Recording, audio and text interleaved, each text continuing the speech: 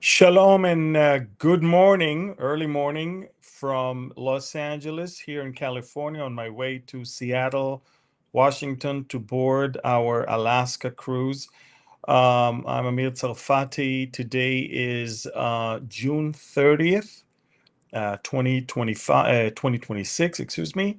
And this is sort of like breaking news, putting together the most important things that happened the last few days. I'm not updating you guys on Telegram as often as I used to, but there's a lot of stuff that is going on, and I think that it's best if I talk to you directly. But before that, let me pray.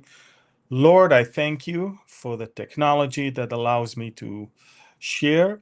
But Father, we ask that whatever is going to be shared today will not be sensational in the likes of so many other videos on YouTube, that it will give information, comfort, edification, and encouragement to the saints. I also, Father, pray that you will help us to understand the times and the seasons in which we live, get the urgency of the times and the seasons, and we ask that you will help us to get the right information in a sea, in an ocean of deception that is all around. Father, I thank you that in this time and seasons, so much deception and uh, so much so many lies and misinformation and disinformation. We know that we can trust in you and in your word more than anything else. The flower fades, the grass withers, but the word of God stands forever. And as much as we can speak about world events, if we don't tie to your word, we will be proven fools. So, Father, we ask again that you will open the eyes of our hearts to understand the wonders of your word. In Yeshua's name, amen. Amen. So, guys, I'm here in Los Angeles for a day on my way to um, Washington State. It's been a long flight. This is the first of many long flights that I'm going to have in the next 40 something days.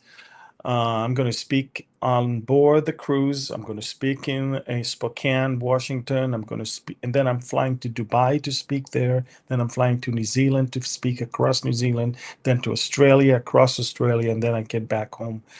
Lots of stuff is going on, but very, very amazing things are happening before our very eyes. And I thought it's best to update you on all of them.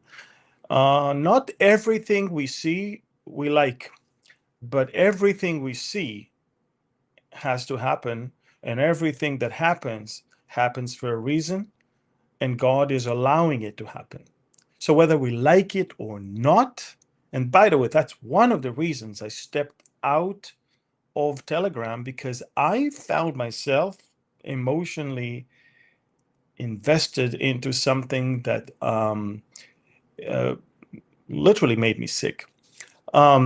So let's put together everything. So, as we all know, um, the memorandum of understanding was shamefully signed by the non-leader Vice President Vance in, well, actually, it was signed by the president in Versailles, but it was already negotiated, and eventually the first meeting was in the Lake Lucerne in Switzerland. Now, if you remember that shameful, disgraceful, stupid memorandum of understanding that so many people think it's great achievement, it's actually worse than the Munich conference. The Munich conference with Chamberlain and Wilson with Hitler was before a war started. So they really thought they are going to stop a war. So, as much as they were stupid to believe Hitler, at least he didn't start a war yet, a world war. So they may had a reason to think it might work. But after 47 years of the Ayatollahs and after a war that America fought, at the end of the war, to sign something like that leaves the IRGC in power, reviving it, giving it oxygen and billions and all that, it's almost like Hitler is dead, but you made it to Berlin and you actually stopped and gave the Marshall Plan to the Nazi Party in Germany and not obliterated them completely and started all from scratch. That's how bad it is. So, but again, it probably had to have happened. I'm not going to stand here or sit here and cry over something like that. It happened. I believe with all of my heart that as much as leaders could be used by God for good things, they also can be used by God to advance other things. And I do believe with all of my heart that money and foreign interests overcame common sense, reason, and values here. Also, no one, after almost 40 days of war, when Iran was on the floor, to stop and to give them more than they had before makes no sense unless there is some monkey business going on here. Now, when you have businessmen that have businesses in Qatar, when you have Witkoff and Kushner, when you have the Trump family also having business with the Qataris, when the Qataris are giving you Air Force One worth of $400 or $500 million that the president is going to use today for the first time. Unheard of. I can't believe the leader of the free world is flying on an airplane gifted to him by the country that has caused more damage to the American society and educational system than any other country in the history of America. But forget about that. This is water under the bridge already. What was done there that really bothered Israel is not the Strait of Hormuz. Honestly, who cares for us?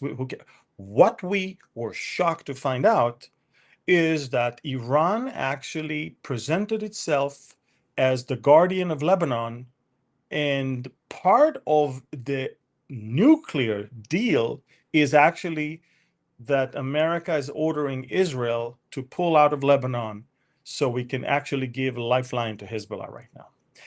That's when we drew the line and said no. Simultaneously, while all that stupidity was going on, sorry for this language, but I've been searching for the right vocabulary for weeks now. I couldn't find it. There's really no better vocabulary than that. No person in his right mind does something like that. But apart from that stupidity in Switzerland and in Versailles, whatever, Israel realized, and the Lebanese government also realized, that Iran was given the power over Lebanon's future and over our border. And so the Lebanese government realized that they fear Iran much more than they fear Israel. And they also realized Israel has zero territorial demands from Lebanon. In other words, we will gladly get back to the international border if there is no danger in southern Lebanon of rockets and drones and ground infiltration, ground invasion. That's a given. Israel has no demands from Jordan or Syria or Lebanon or Egypt or any of our neighbors. Every country that signed peace with us has never been invaded by Israel, never. And so the question that is now being asked is, the Lebanese were asking, so how come we are left out of this whole thing? How come we're giving Iran and Qatar and Pakistan the keys to our future? So Marco Rubio, which is the only person I trust in the current administration right now, in light of the stupidity and recklessness that we saw, Marco Rubio is the only sane, the only person that understands what's going on, understands the dangers and all of that. He was working tirelessly on a deal between Israel and Lebanon. And the deal is, and listen to this, and this is very important that you understand, the deal is that the Lebanese government and not Iran, is responsible for southern Lebanon, as well as Beirut, as well as northern Lebanon, as well as east. Lebanese future and Lebanese sovereignty is in the hands of the elected Lebanese government. And Hezbollah is the problem. Not only I say that, the Lebanese are saying that. Their government is saying that. The Sunnis, the Druze, the Christians, all of them are pointing, and even many of the Shia Muslims understand Hezbollah is now a problem. 200,000 people from southern Lebanon were evacuated from southern Lebanon up north because of Hezbollah. Hezbollah used their villages to build infrastructures under the ground. One of them is Majda Zone. Majda Zone, let me show you. We talked about it before, but you probably didn't pay attention to what Israel demolished yesterday. Enormous, monstrous underground facility, 45 meters under the ground. It's like more than 120 feet under the ground, with tons of rooms and shafts with rocket launchers and drones and drone launchers and command centers and name it, they had it there. Iran invested billions in building all of that. And what I'm trying to say is that let me show you what we destroyed so you understand. A whole village was split into half because of the demolition, because of Hezbollah using civilian population in villages and towns as military bases. Take a look at this one. So, as we all know, and we showed it to you before, this is the area, and that's how close it is to the border with Israel. Majda Zone. Look at the village. Under the center of the village, look, we found drones, parts of drones. They assemble together. See the body and the wings and all of that. Tons of explosive rockets, launchers, and all of that. Look at it. All of this in well-fortified tunnels under the houses of the village. All of that just to show you that we had to destroy it. And lo and behold, we did destroy it. Take a look at what we did yesterday. We destroyed that big thing. Look at it. It's almost like an earthquake. It was such a blast that they say that there's a crater that was created in the heart of the village. And I don't know if you can see it. Here it is. Look at this. Look at the explosion of that enormous, monstrous tunnel in the heart of that village. Now, you understand, this is just one. There's plenty of them. We're right now sitting further away from there on another huge facility where we know there's dozens of Hezbollah and Iranian officers trapped under the ground. We're right there. We're sitting right there. And it's even bigger than this. We know there's another one that we showed you last time called Ahmad 4. It's a missile city under the ground. We showed you a few weeks ago in the Beaufort fortress under the ground, another enormous one.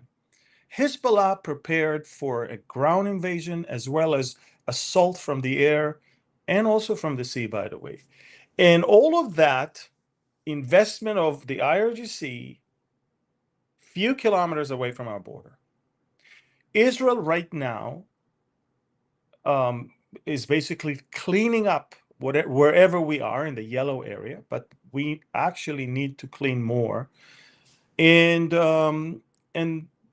so the Lebanese government realized we have to sign something with the Israelis or else Iran is going to call the shots and there'll never be peace. There'll never be end to this war because they know Israel is very, very, very determined to end Hezbollah. And whoever pays the price for it is not only the residents of northern Israel, which, by the way, are now back to normal, thanks to the presence of the IDF in Lebanon, But it's the South Lebanon villagers. We're talking about 200,000 people that will not be allowed to come back. In many of those villages, there's nothing to come back to. But even those houses are still standing in the area where we are. They will never be able to recover. And the point is this: if Lebanon as a country ever wants peace along its southern part of this country, and no Israeli attacks in Beirut or in eastern part in the Bekaa Valley, they know that Hezbollah has to be destroyed. Now, they also know that they are too weak to destroy Hezbollah. That's why they said, we prefer the Israeli military inside, ensuring that Hezbollah is destroyed, than to force Israel out first and think that we could do it. Look, they tried to do it.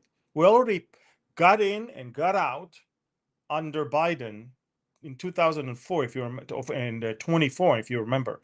And we just stayed in 5 different key points, but that's it. We pulled out.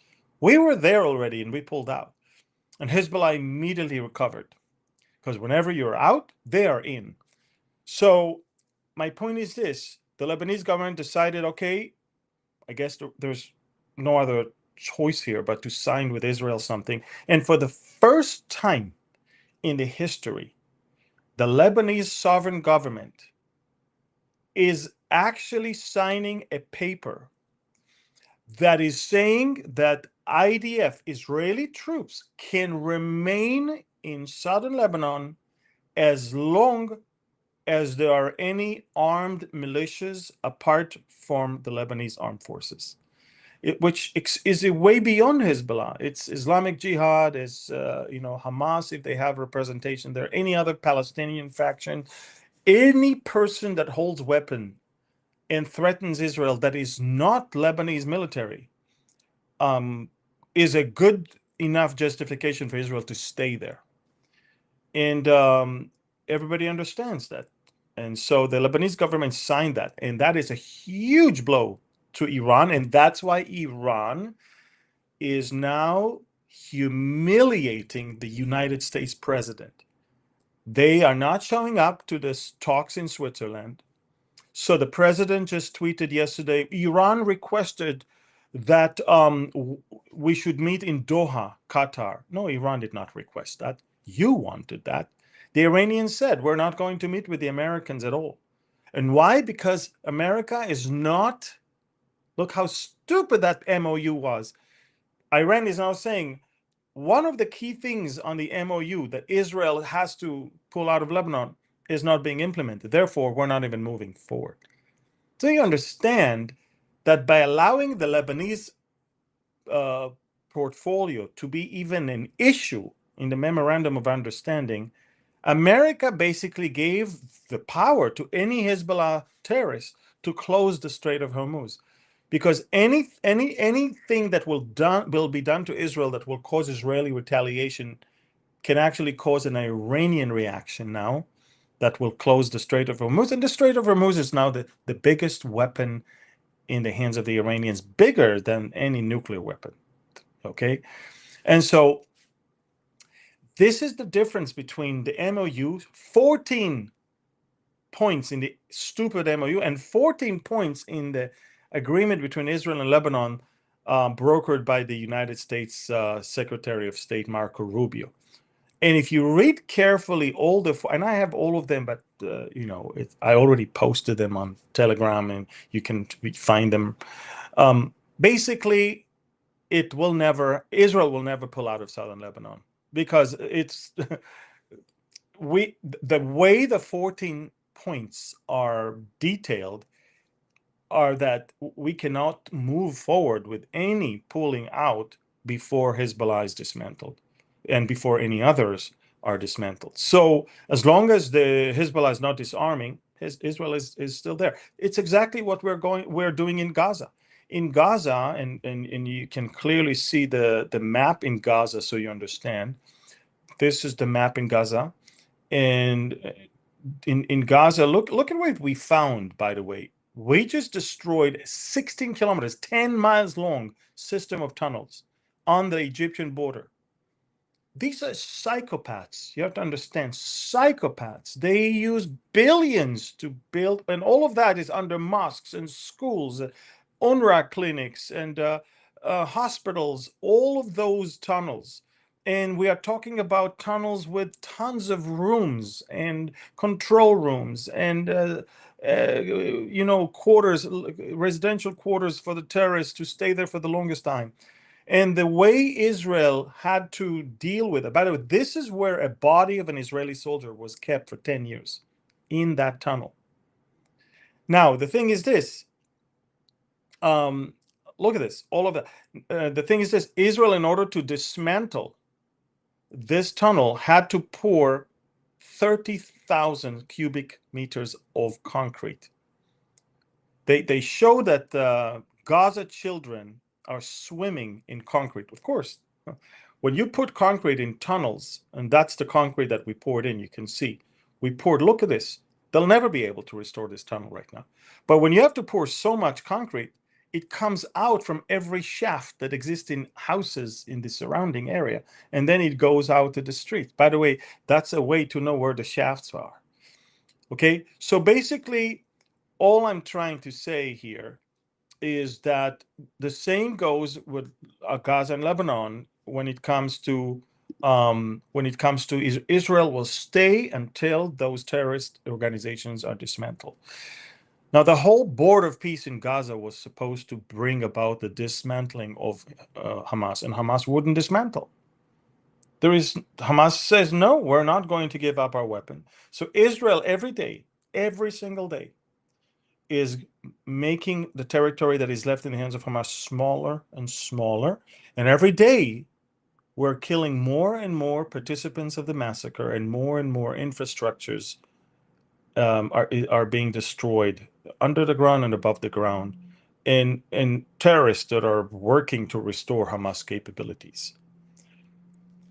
Now, it's very interesting because in order to kick terrorists on our border, we took over parts of Mount Hermon and in the Golan Heights area in Syria, took parts of southern Lebanon. We took obviously almost 70% of Gaza. So Turkey is now saying the Zionist expansion is actually threatening us, Turkey. Erdogan, his economy is really on the verge of collapse. He's expecting the U.S. president soon, who I'm not sure what's going on with the president of the United States and Erdogan, but there's something so unhealthy in the way Trump is viewing Erdogan, Qatari Amir, the Pakistanis, the Syrian president, and the Saudis. He is viewing these bloodthirsty dictators as, I don't know, as the best people ever. Now, the president said something very interesting in a press conference in the Oval Office when he was asked by a Turkish journalist about his upcoming visit to Turkey. Take a look at what the president of the United States said. As a Turk myself, I can tell you with great confidence that your presence in Ankara is eagerly anticipated. What's your message to your great friend Erdogan and the Turkish people? Because you're going to be there in less than 2 weeks. From Turkey? Yeah, I'm a Turk myself. Well, And I like him. He's a friend of mine, and he stayed out of the war. You know, he was a prime candidate to go into the war with Iran, maybe on the Iran side, because he's not a big fan of Israel, as you know. And I asked him to stay out. He stayed out. And you know who else was great? Was President Xi of China. Yeah. Trump just said that Erdogan was about to join the war on the side of Iran because he hates Israel. Not to mention that America went out to a war against Iran. Erdogan was about to attack Israel, join the war that means he won't attack America, he would attack Israel. And Trump said, stay out. Now, I don't know if you understand that. Trump just announced that he's going to sell Erdogan F-35s and engines for the Turkish fighter jets. I don't know if you get it. But President Trump I don't think he realized that he said that. He basically said that the hatred of Erdogan to Israel nearly caused Erdogan to join the war on the side of Iran. And he told him not to. Another thing you need to know, and it's now out in the open because the Israeli Minister of Defense said that, Israeli general said that, and Emirati officials confirmed that. And it's that Israel had already a plan, the Israeli Mossad had a plan to topple the Iranian regime. And the plan was to arm the Kurds and other minorities. And when the time comes, they'll storm into Iran and give lots of weapons to the civilians. And this way, the civilians will be armed and waiting for the right moment to go out and finish the job. And guess what? And I'm not the one who says that. I'm quoting now an Israeli general, a very thick hint from the Israeli Minister of Defense, an Emirati official that said that out in the open. That Vice President Vance leaked that information to Erdogan.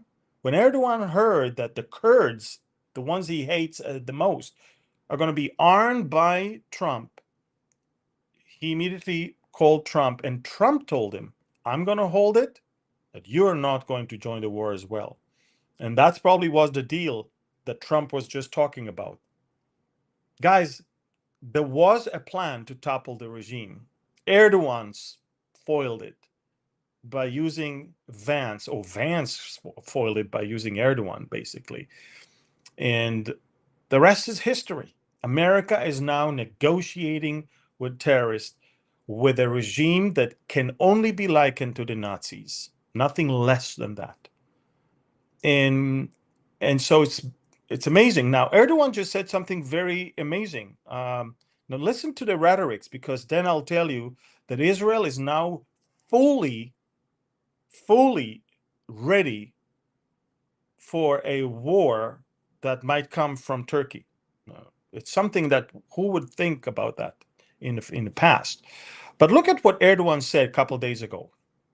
He said that Zionism has set its sights on all of Turkey. He's spreading blood libels as if Israel wants to, expand and even reach Turkey. And we are fighting against it for the survival of our state. He's basically preparing the ground to what he would do as a preemptive strike, or a strike to stop the Zionists from ever existing, so they will not threaten us. Now, there is not even a border between Israel and Turkey. There is no border between Israel and Turkey. We're not a threat to Turkey, but Turkey views us as a threat because Turkey doesn't want Israel to win over its enemies. It's the Muslim Brotherhood agenda, never to let the Jews win, and always to keep the Jews busy with some fights, whether it's Hamas, whether it's Hezbollah, whether it's Al-Qaeda from Syria, whether it's Iran. As long as we're exhausted, and as long as we're not becoming, superpower in our region, and ever since Israel is on the winning side, and ever since we are also an energy and a technology superpower, in innovation in AI, innovation in cybersecurity, innovation in weapons, innovation in water, innovation in agriculture, all of that, Erdogan is so filled with envy and hatred. And I cannot understand how a US president does not see that when he himself says in front of the whole world that Erdogan nearly joined the war on the side of Iran because he hates Israel so much. I don't understand that. I don't get it. And so Netanyahu, a couple days ago, said, we take his calls, Erdogan's calls for the annihilation of the state of Israel very seriously. We will draw the attention of the US to this. The full quote from this cabinet meeting is, hardly a day goes by without Erdogan calling for the annihilation of the state of Israel. We take these words very seriously, because if we have learned one thing from the history of our people, it is that when someone says he intends to annihilate us, take him seriously. We take these statements seriously, and we will also draw the attention of our American friends to these remarks. We do not ignore them. And one of the things that Israel did in the last couple days, Israel recognized the genocide, the Holocaust of the Armenians done by the Turks. And Foreign Minister Saar said, I thank Israeli Prime Minister Netanyahu for his support and the government ministers for their unanimous approval of the resolution I initiated for Israel's recognition of the Armenian genocide. Thus, Israel joins 32 countries that have fulfilled a moral duty by recognizing the historical truth and rejecting attempts to deny it. The same guy that calls us Nazis and says that we commit genocide is the one who killed over 1 million people from the Armenian ethnic group. So, look, another thing that comes out as of late is that I think it's the University of Pennsylvania, some statistic person who works with statistics. Okay, I'll have to find the word for that. And he basically looked at the numbers of casualties from Gaza. And all those numbers that everybody's parroting are given by the Ministry of Health, owned by Hamas. And he realized that nothing makes sense. Nothing makes sense. All the people that Hamas is reporting is always, including women and children, as if the war is still going on, as if they're still part of that equation, when we know that in all of those cases it was military people, it was military age males. And we also received information that Hamas informed the authorities to report every death as a casualty of war, not anything else. So all the old people in Gaza, all the people with some diseases, and all of them died from the war, basically. So the numbers in Gaza that were actually war casualties, that are what I call collateral damage, not combatants, I'm talking about non-combatants, is actually the lowest in any battle in urban area in history, in modern history warfare. Unbelievable. And also now everybody can see that all the photos of starvation were actually genetic diseases of children. And miraculously, the fact that that child suffers from a genetic disease was not mentioned. And his healthy brother stands right next to him, and he's not, he's not thin and looks like a skeleton. All of that was fabricated. There's no genocide and there's no starvation. But the thing is this, the truth comes out, but yet there are world leaders that they have an agenda, regardless of what the real deal is. And Erdogan is one of them. His agenda is that Israel will not exist. And we know that in the Bible, because the next war is a war where the IRGC and Erdogan will join Russia together with Libya and Sudan to come against Israel in order to annihilate Israel. Everyone with his own thing, his own reason. Who would imagine, and we will actually hear from a Turkish president words talking about the annihilation of the state of Israel? Well, the Bible talked about that. The Bible talked about the fact that they will come. Why will they come against us? We have no business with the Turks, but the Turks have business with us. Our success, our strength, our security is a problem for their ideology. Muslim Brotherhood hold the ideology that they are superior and they must control any part of the world that used to once be controlled by Muslims. That's why Erdogan says we need to liberate Jerusalem. What does it mean, liberate? Is literally going in and with ground troops and invade, liberate Jerusalem from who? Jerusalem is the capital of Israel. What would you liberate Jerusalem from? From us. Destroy us, kill us. So we're watching something very interesting going on. We're watching, by the way, Vice President Vance is making a fool of himself all across the media, by the way, because there's not a single day where the Iranians are not humiliating the Americans. Not a single day.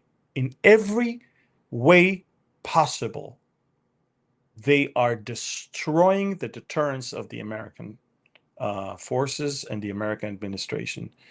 And it's sad and painful to see that, especially in light of the amazing military victory that America achieved. And yet the Iranians are actually the ones that are calling the shots. Few times in the last week, Iran attacked boats, ships in the Straits of Hormuz. Few times.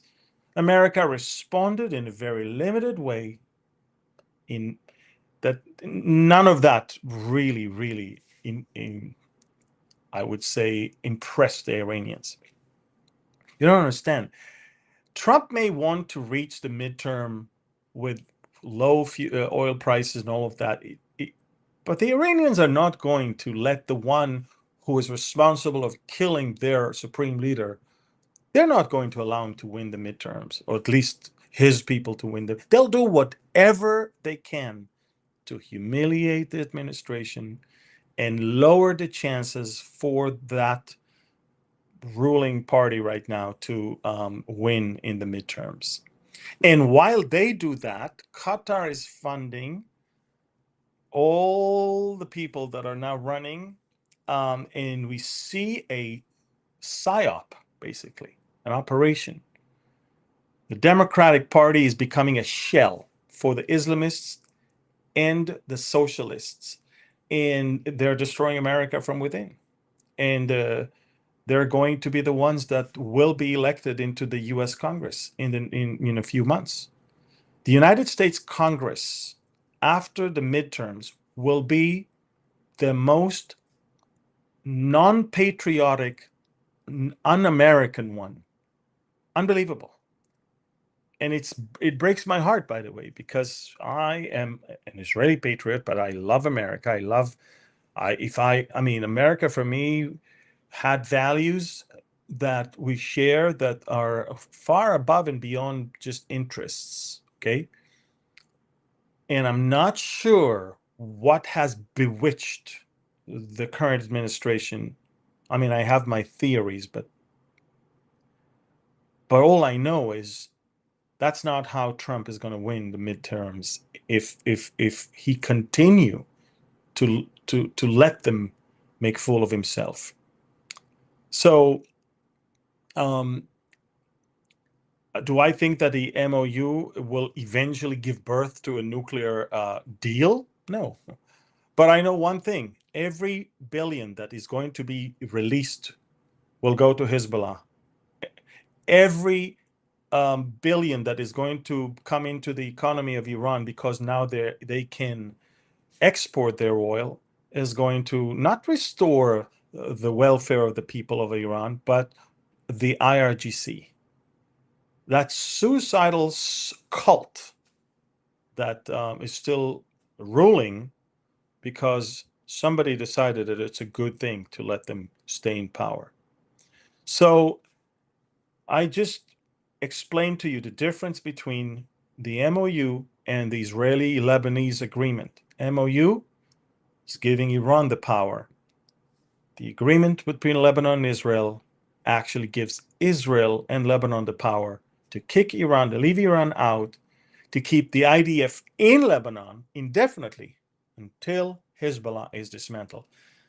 Now, America is the one that put the parties together in Washington. America is signed on it. So America cannot demand Israeli withdrawal of troops from Lebanon, would America actually sign a deal that keeps us inside?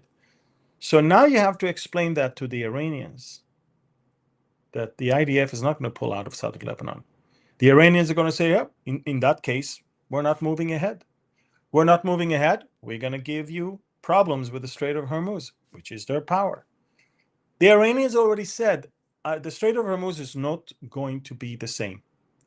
Now, can you imagine a country that decides that an international waterway is now subjected to its control? Can you imagine the Strait of Gibraltar is now seized by Morocco and they say nobody goes through between the Mediterranean and the Atlantic Ocean? Can you imagine the Bab el-Mandab? The Houthis says nobody passes through unless you pay us. Any strait of any waterways around the world will now be controlled by terrorists, and they know it pays off. America cannot agree to that, and the Iranians are already said that's what's going to happen.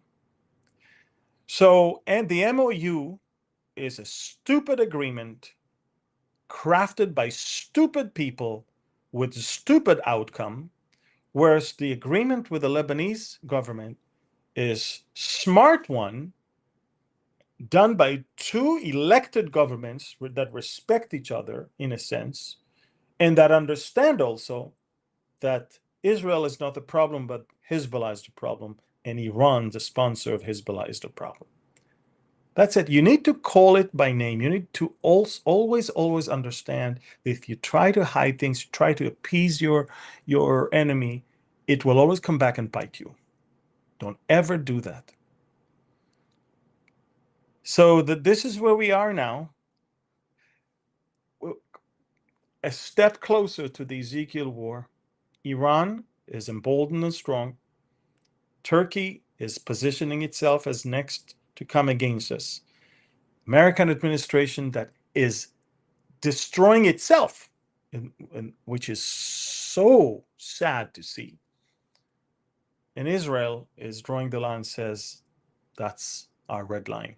And by the way, Israel said yesterday, if Iran is going to attack us, we will not even ask America. We're not going to ask anyone. We will forcefully strike back, even if we have to do it alone. And we will have to do it alone.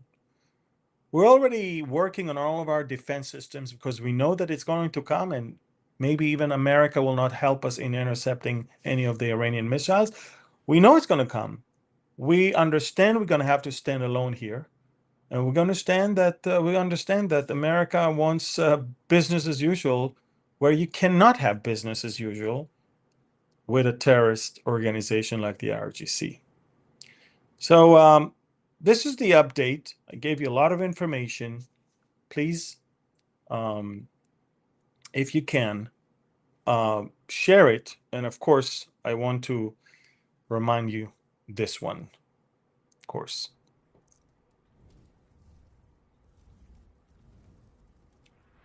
This is my next book, guys, more relevant than ever before. If you can, scan the QR code, pre-order it, help us get it to the big stores, and help non-believers get access to biblical truths that will open their eyes to understand what's going on even today. All right, so my next thing is speaking alongside with other pastors and speakers in our Alaska cruise. From there, we have a conference in Spokane in Washington. We also have a conference in Dubai, and we have conferences across New Zealand and Australia. All of that is on our website, beholdisrael.org, which is, by the way, the place where you can support this ministry. Don't be tempted by any messages online from some imposters. Beholdisrael.org is the only way to give, support, and help us do what we do. We have more than one way to give. And so if you feel like led to do that, please do that. Thank you again. Share this video with as many as you can. God bless you, and shalom.